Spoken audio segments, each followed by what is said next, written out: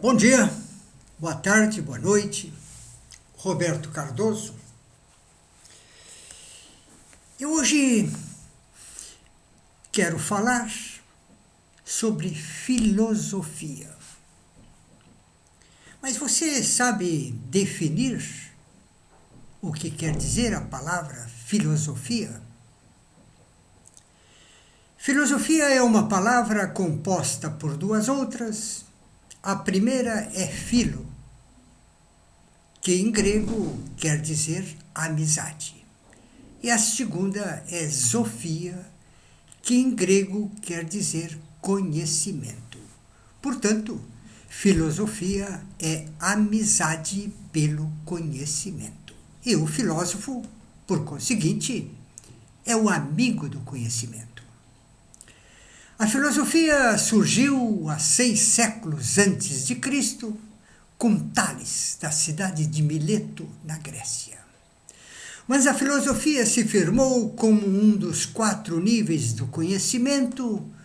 Foi há 4 séculos antes de Cristo, com Sócrates, da cidade de Atenas, na Grécia. Sócrates, juntamente com o seu discípulo Platão, são hoje considerados os pais da filosofia. Sócrates, nos 70 anos em que viveu, não escreveu uma única frase. Porém, há 10 anos da sua morte, o seu discípulo Platão escreveu 35 diálogos, dos quais, em sua grande maioria, Sócrates foi o protagonista.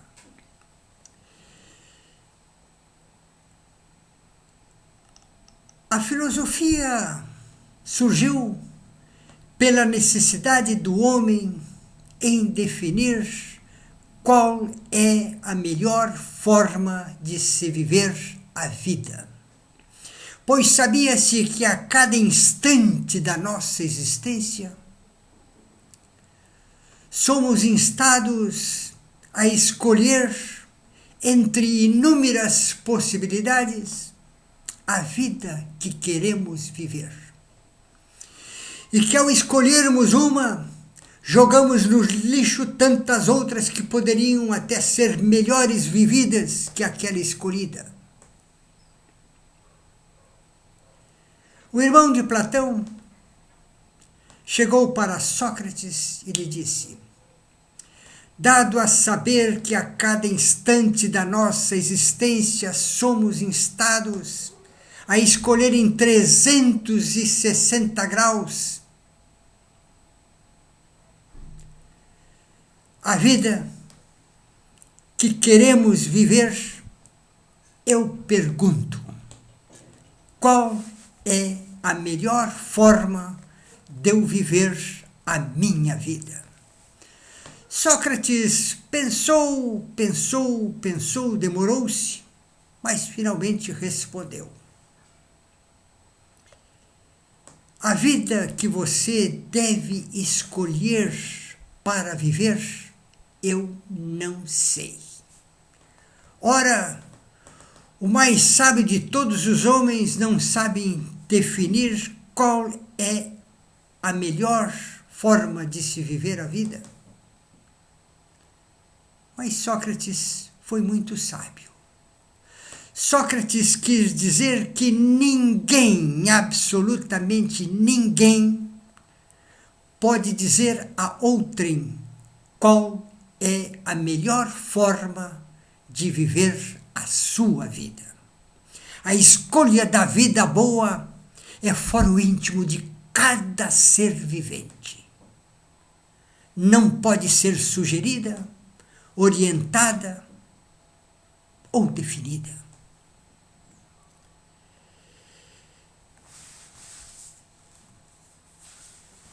Existe um trabalho filosófico que, se eu tivesse que escolher entre os 5 melhores trabalhos filosóficos de todo o tempo, eu certamente escolheria esse trabalho. Ele é da lavra de Immanuel Kant, filósofo que viveu no século XIX. Kant escreveu sobre a moral dentro da filosofia. Kant disse que a moral é aquilo que nos impede, nos proíbe, nos orienta, nos priva. Quando aquilo que pensamos não é o mais recomendável. Exemplos? Muitos. Digamos que você tem ido à balada na sexta-feira e sabe como é, na balada tomou umas que outras e ao sair da balada às 4 horas da manhã, sabe que nas próximas 6 horas o seu fígado estará aos tombos. Resolve ir a uma farmácia para comprar um medicamento. Quando chega na farmácia, essas farmácias 24 horas, ela está às moscas. O único atendente dorme profundamente debruçado sobre uma mesa. Nesse momento você olha na prateleira, ao alcance da sua mão, está aquela loção que você sempre quis comprar, mas nunca teve dinheiro sobrando para fazê-lo. O exemplo pode ser bizarro para você, que está tão bem situado no mundo corporativo, mas para mim, que sou aposentado do INSS, ele é muito pertinente. O que vem à sua cabeça nesse momento é subtrair a loção do patrimônio da farmácia sem a devida compensação financeira. É você com você mesmo. Você tem que decidir entre a loção e furto, ou sem a loção e sem furto. Aí você pensa, os donos da farmácia são tão ricos, não vai fazer menor falta. Isso chama-se argumento amoral. É você querendo justificar o ato ilícito. Mas você é quem tem que decidir entre a loção e furto, ou sem a loção e sem furto.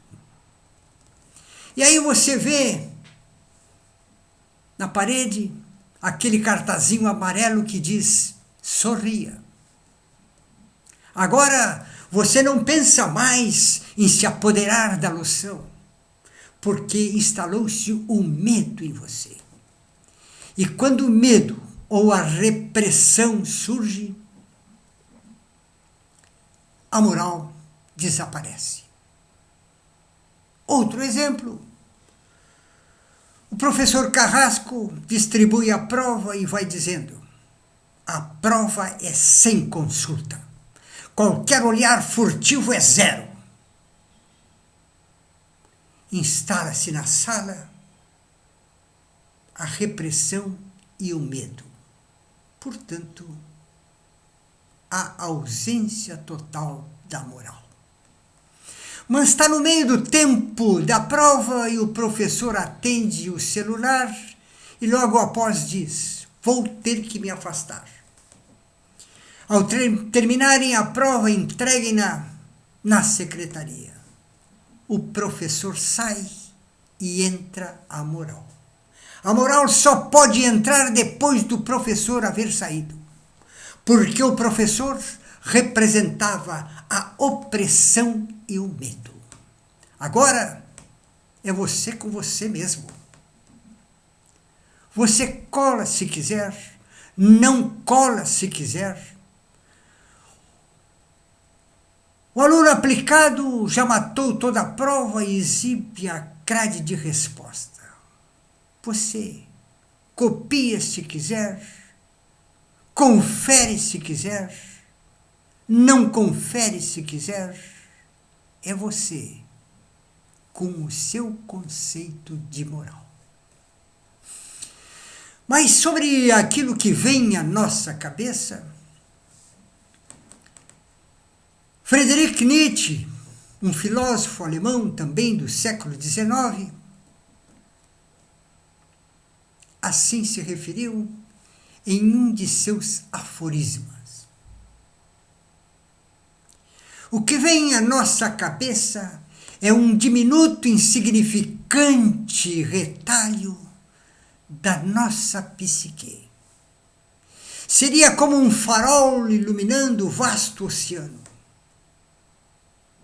Uma esfera aqui, uma esfera ali, uma esfera acolá. Nietzsche pergunta: quem é que movimenta o farol?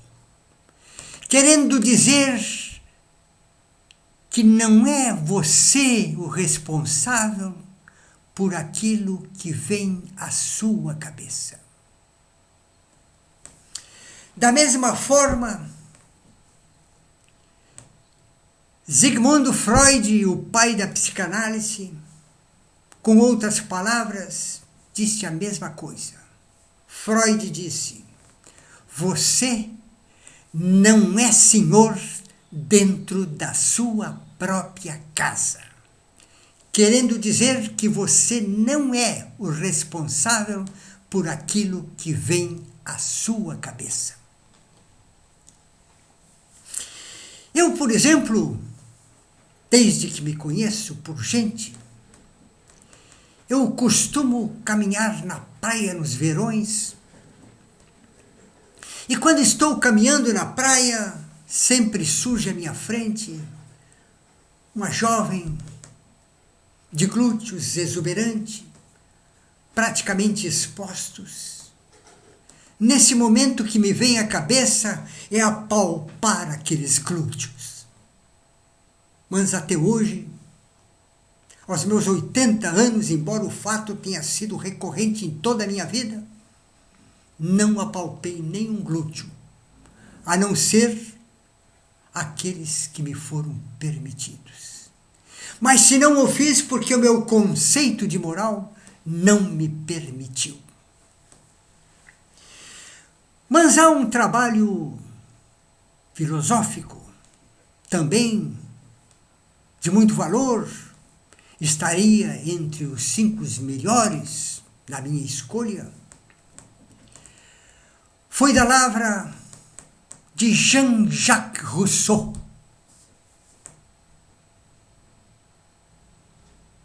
Rousseau foi um filósofo que viveu na França, embora tenha nascido na Suíça. Foi um dos grandes responsáveis pela queda da Bastilha. Rousseau escreveu sobre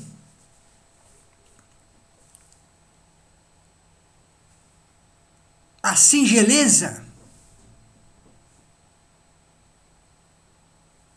do homem perante a natureza. Rousseau disse que o homem é único na natureza. E ele dá um exemplo, e o exemplo é de Rousseau mesmo.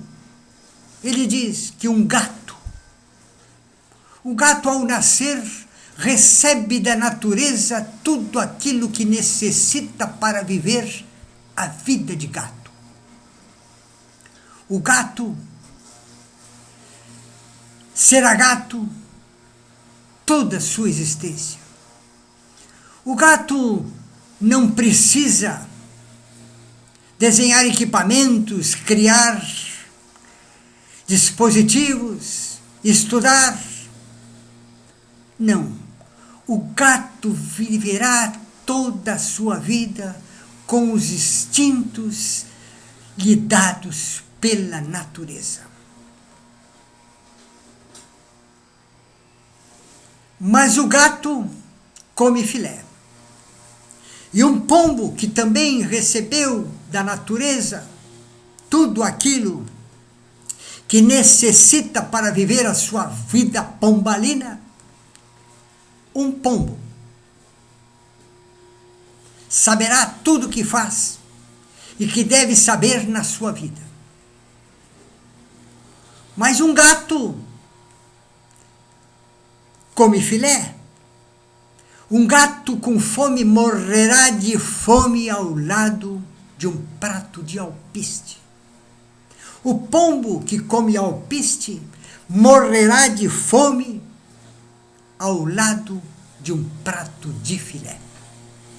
E o homem? O homem também tem natureza. O homem também tem instintos. Mas o instinto no homem não é suficiente para ele viver a sua vida.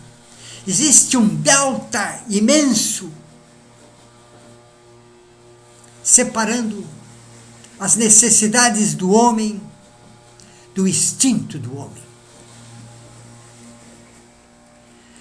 Há algum tempo atrás, eu presenciei o nascimento de um potrilho. E depois do nascimento, a mãe égua fez a limpeza de costume. E passado uns 15 ou 20 minutos do nascimento, o potrilho jogou suas patas dianteiras para frente e com as traseiras soergueu o corpo, colocando-se de pé.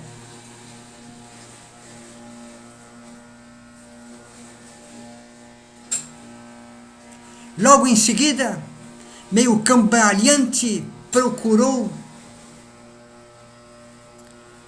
as tetas da mãe égua, inicialmente entre as patas dianteiras, como nada encontrou, virou-se e foi procurar nas patas traseiras, lá encontrando 2 úberes carregados de leite e pôs-se a mamar.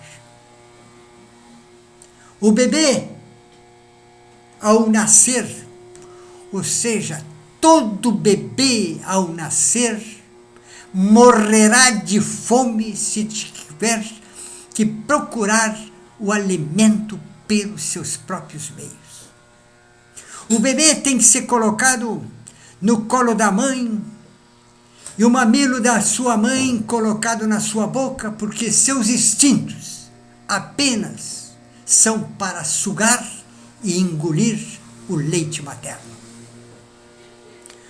O gato come filé, o pombo come alpiste e o homem? O homem come filé, come o alpiste, come o gato, come o pombo, come a secretária, come a assessorista. Enfim, o homem aprendeu a não ser dependente de seus instintos. Apenas ele cria e se apodera daquilo que necessita. Muito obrigado.